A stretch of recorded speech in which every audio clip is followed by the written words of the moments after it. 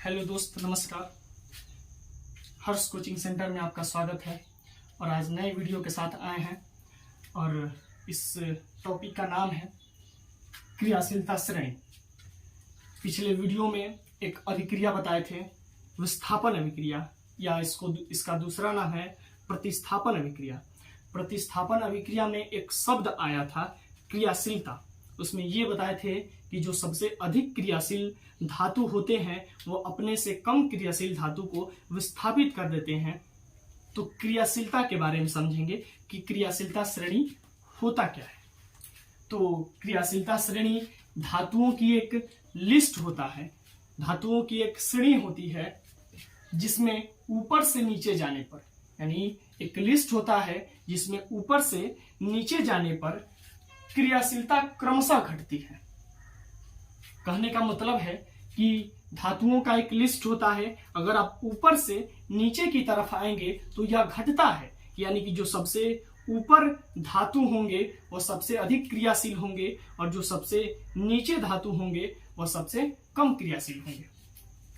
इसमें लिस्ट बनाए हैं, देखिए एक तरफ धातु लिखे हैं, एक तरफ इसका संकेत, जैसे potassium, sodium, calcium, magnesium, aluminium, zinc, लोहा, सीसा, सीसा को लेड बोला जाता है, हाइड्रोजन, कॉपर, पारा, सिल्वर, प्लेटिनम और सबसे जो नीचे है वो सोना लिखे हुए हैं, जिसे संकेत में Au बोला जाता है। सोना को ये Au और चांदी को Ag, इसमें आप समझिएगा, चांदी को Ag और सोना को Au बोला जाता है, गोल्ड।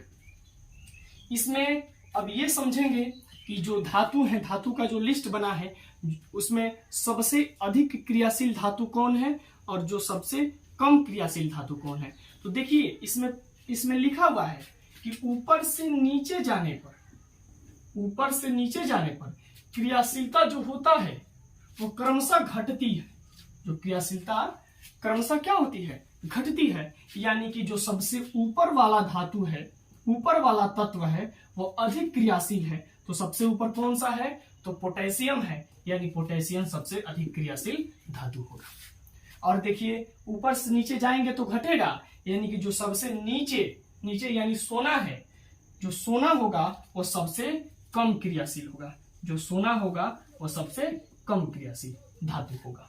इसके साथ ही ये जानेंगे कि कौन जल के साथ तीव्रता से अभिक्रिया करता है और कौन जल के साथ मंद गति से अभिक्रिया करता है। तो ये भी इसमें दर्शाए हैं।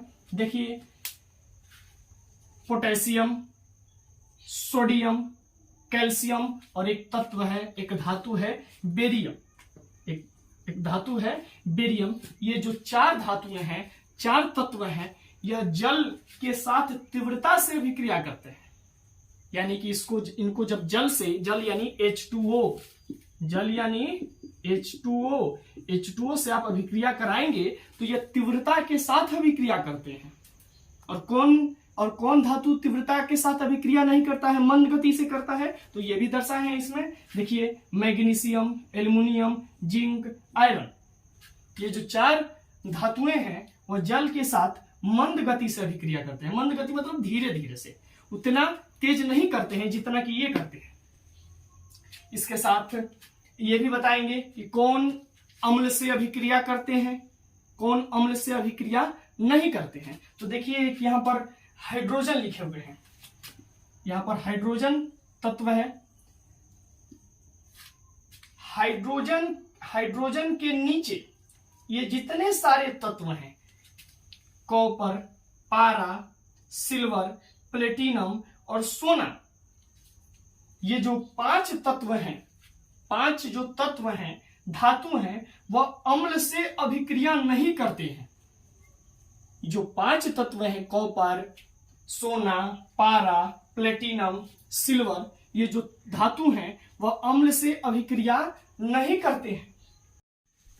आइए अब हम समझेंगे कि कौन अम्ल से अभिक्रिया करते हैं और कौन धातु अम्ल से अभिक्रिया नहीं करते। देखिए यहाँ पर हाइड्रोजन लिखे हैं, हाइड्रोजन तत्व, यानी हाइड्रोजन के नीचे जितने सारे तत्व हैं, हाइड्रोजन के नीचे जितने सारे तत्व हैं, धातु हैं, वह अम्ल से अभिक्रिया नहीं करते हैं, वह अम्ल से अभिक्रिया नहीं करते। यानी कि यह हाइड्रोजन गैस मुक्त नहीं करते। यानी कि जो धातु अम्ल से अभिक्रिया करते हैं तो हाइड्रोजन गैस मुक्त करते हैं, यानी कि ये जो जितने ये कॉपर, पारा, सिल्वर, प्लेटिनम और सोना अम्ल से अभिक्रिया नहीं करते, यानी कि हाइड्रोजन गैस मुक्त नहीं करते।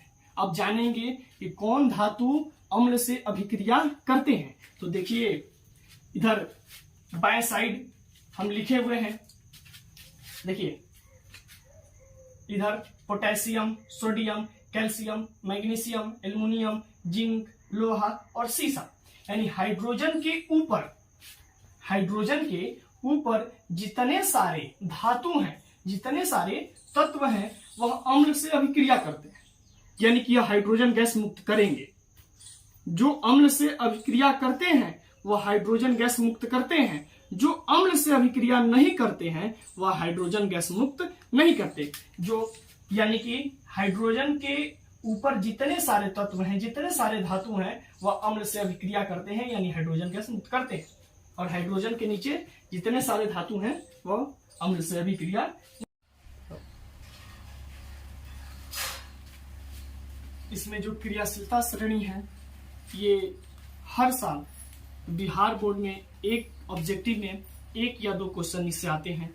क्वेश्चन ये पूछा जा सकता है कि सबसे अधिक क्रियाशील धातु कौन है, तो आप बताएंगे पोटेशियम। सबसे अधिक क्रियाशील धातु पोटेशियम। और सबसे कम क्रियाशील धातु कौन सा है, तो वह है सोना। इस बात को आप ध्यान रखिएगा कि सबसे अधिक और सबसे कम को बिहार बोर्ड में हर साल पूछा जाता है। तो मेरा आशा है कि इस साल भी इस सवाल को दोहराया जाएगा। धन्यवाद।